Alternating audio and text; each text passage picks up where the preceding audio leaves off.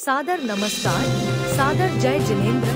क्षमा news channel कहीं भी कभी भी सही और सकारात्मक समाचारों के लिए देखना और सुनना न भूलें।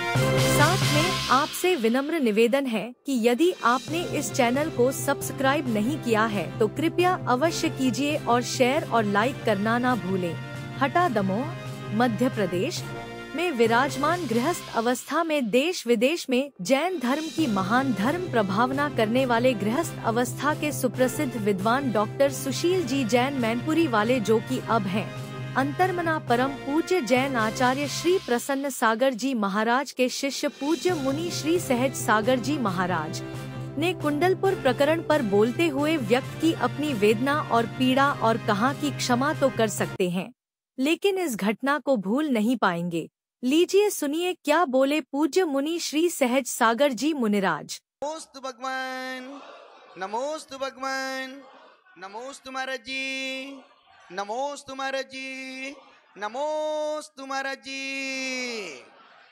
आपस में एक दूसरे का चेहरा देख करके, हंस करके, मुस्कुरा करके, खिलखिला करके चलते हैं। हमारे संघ के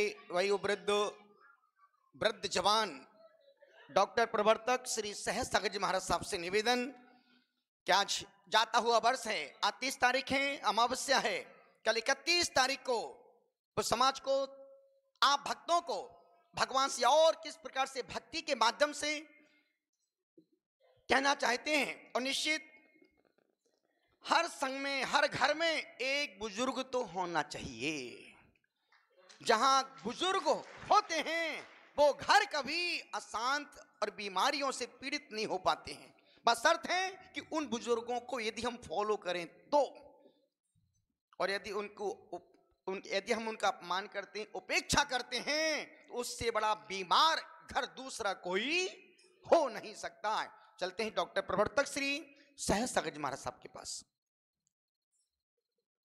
अर्चत पार्श्व जिनेस के संकट सब कट जाए, जैसे रवि के उदय से तिमिर सघन फट जाए। तरण वीतरागी गुरु तारो मुझे ऋषिश, करुणा करो कर से दो आशीष, कर से दो आशीष। पार्श्वनाथ भगवान की, शांतनाथ भगवान की, जिन शासन नायक भगवान महावीर स्वामी की, 24 तीर्थंकर भगवान की, द्वादशांग जिनवाणी माता की, परम पूज्य आचार्य श्री विद्यासागर महाराज की, दीक्षा गुरु तपाचार्य श्री प्रसन्न सागर महाराज की, उपाध्याय स्वामी मूर्त मुनि श्री पीयूष सागर महाराज की, समस्त आचार्य संघ की,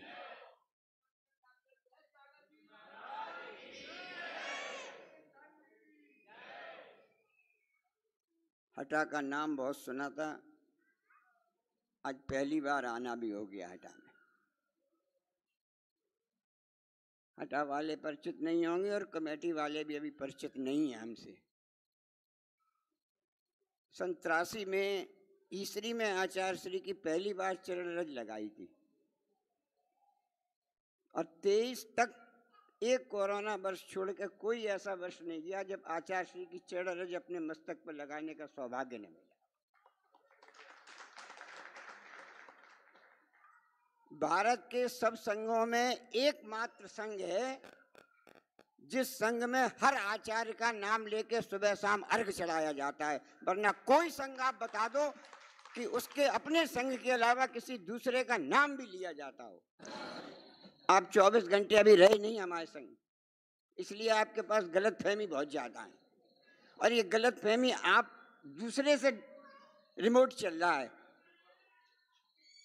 मैं बदनाम रहा विद्वानों में कि बहुत खराब बोलते हैं और महाराजों में भी सहज सागर जी बुरा बोलते हैं, लेकिन मुझे लगता है अगर कोई 2 दूनी 5 रटे हुए है तो उसे कहना पड़ेगा 2 दूनी 5 गलत है, 2 दूनी 5 गलत होता है, 2 दूनी 4 सही होता है। इसलिए हम विरोध नहीं करते और आगम वेग है धर्म क्रिया विध्वंस से अगर कहीं धर्म का नाश हो रहा हो तो बिना पूछे भी बोलना चाहिए। आज जैसे टीवी पे ब्रेकिंग न्यूज चलती है ना, दिन भर वही चलती है। आज सुबह से सारे मोबाइल में ब्रेकिंग न्यूज है। कुंडलपुर से बिहार, कुंडलपुर से बिहार।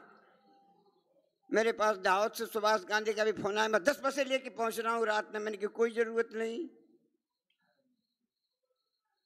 93 में जब बरासों में पुष्पदन सागर जी का चातुर्मास भिंड में था, उस समय पहली बार इटावा का मीनू संगीतकार के रूप में आया। उससे पहले किसी संघ में संगीत का कार्यक्रम होता नहीं था।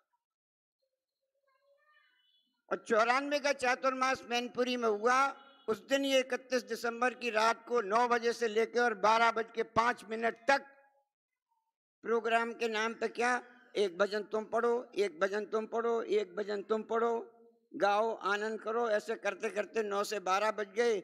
12 बजे पुष्पदन सागर जी का रिकॉर्डेड संदेश सुना दिया। 12:10 पे सब लोग चले गए। बस ये प्रोग्राम था। और उसका भी उद्देश्य ये, सब लोग टीवी चला के देखते हैं अब क्या आ रहा, अब क्या आ रहा, अब क्या आ रहा, या किसी होटल में पार्टी करते हैं, कहीं शहर घूमते हैं।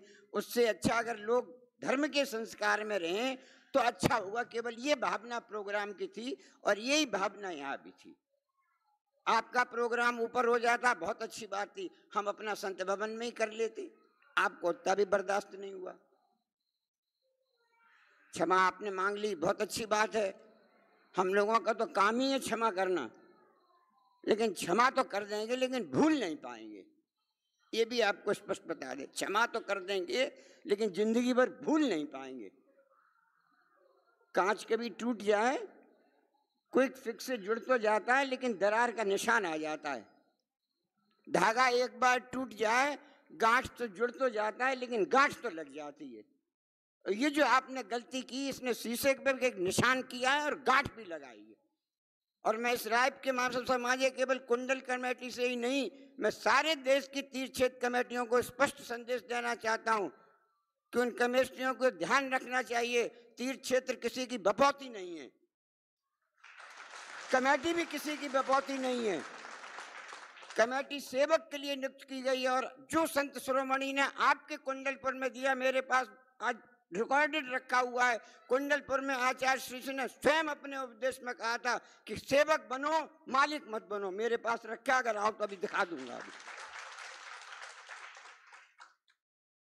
और आज चाहे कुंडलपुर हो चाहे और लोगों ने, एकमात्र संत बैठा है जिसने स्वर्णभद्र को सोने से रंग के स्वर्णभद्र उसका नाम सार्थक कर दिया। एकमात्र संत बैठा है जिसने चोपड़ा कुंड के दरवाजे खोल दिए।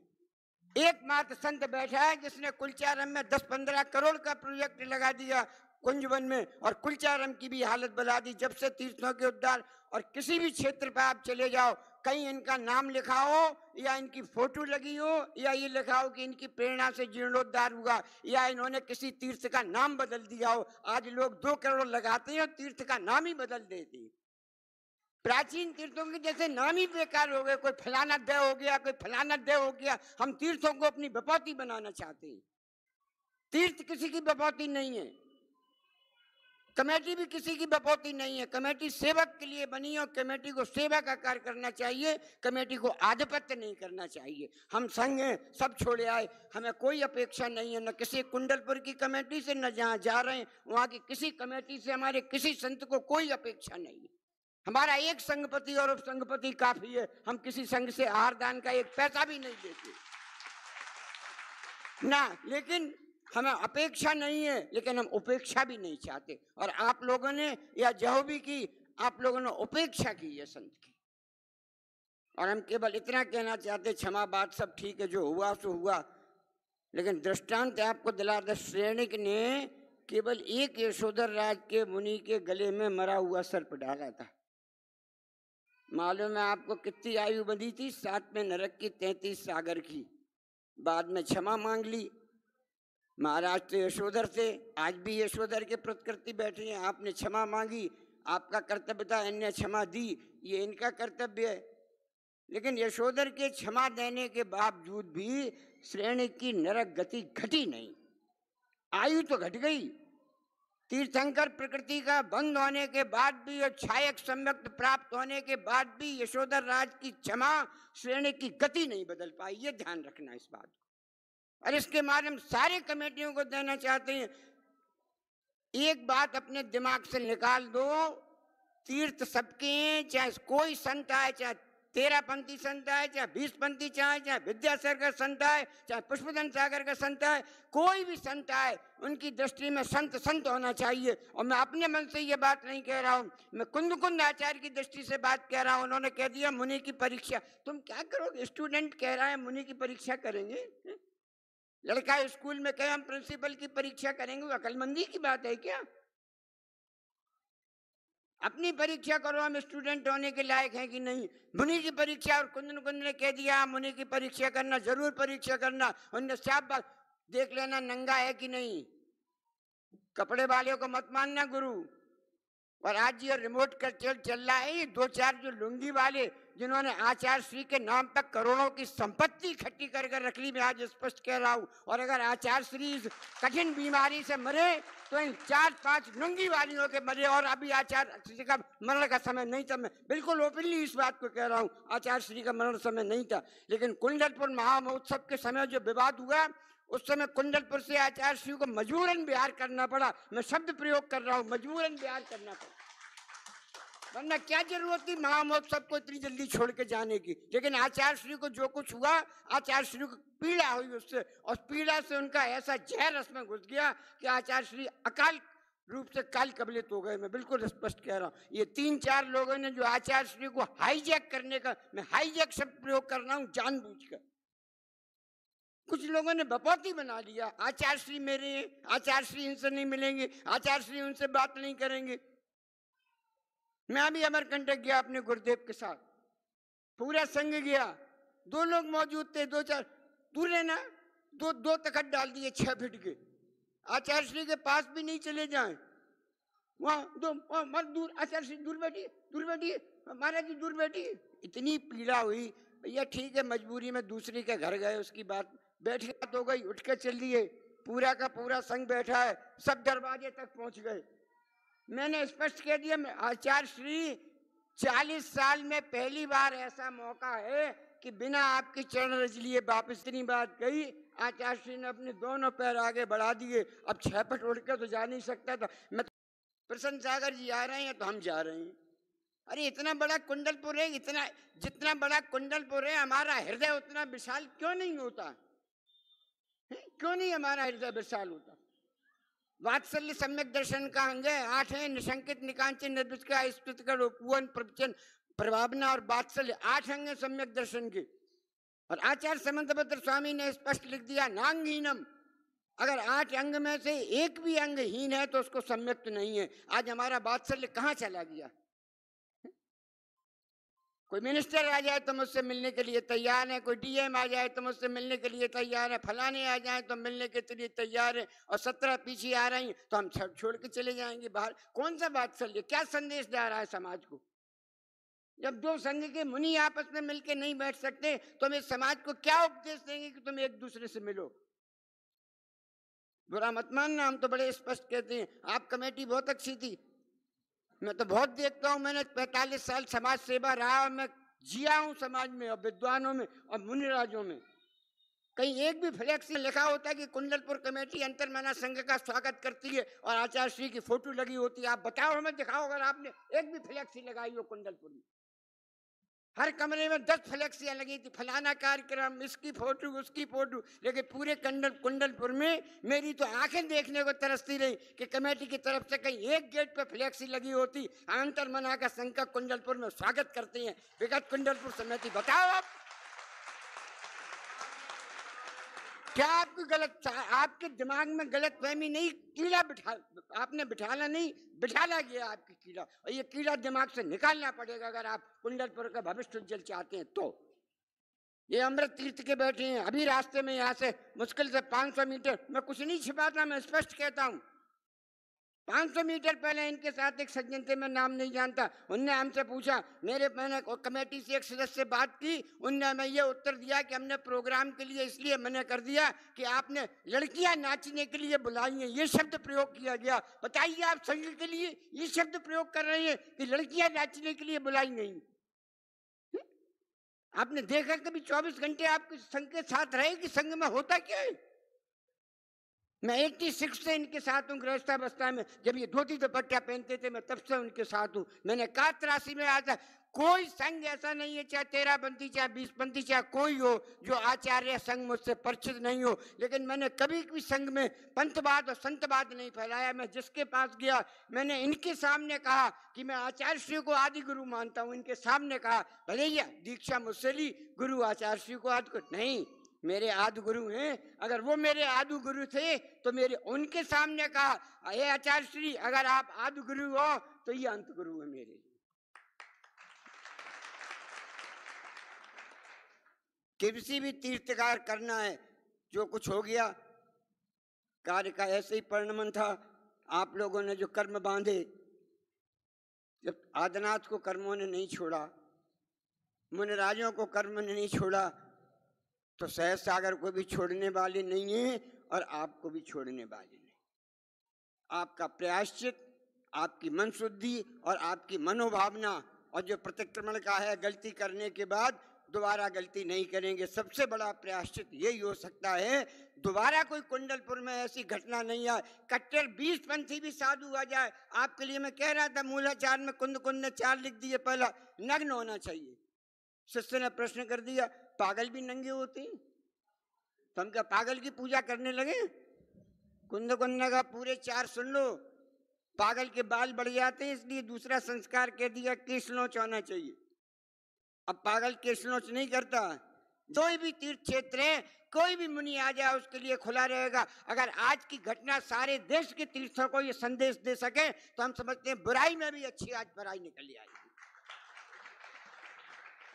बातें तो बहुत हैं, हम तो वैसे ही बदनाम है कि सहज सागर जी बहुत बोलते हैं।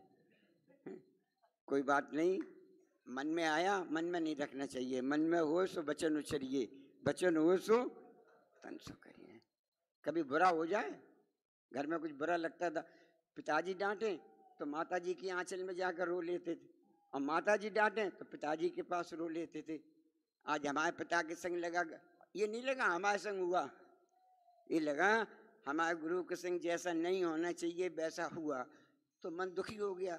मन दुखी हो गया, इतना निकल गया, थोड़ा मन हल्का हो गया। क्षमा न्यूज चैनल पर विज्ञापन देकर धर्म प्रभावना में बने सहभागी। विज्ञापन देने हेतु संपर्क कीजिए मोबाइल नंबर 9026900740 एवं समाचार एवं वीडियो भेजने हेतु व्हाट्सएप नंबर 9335236222। क्षमा न्यूज चैनल देखने के लिए आपको बहुत बहुत धन्यवाद। सादर प्रणाम। सादर जय जिनेंद्र।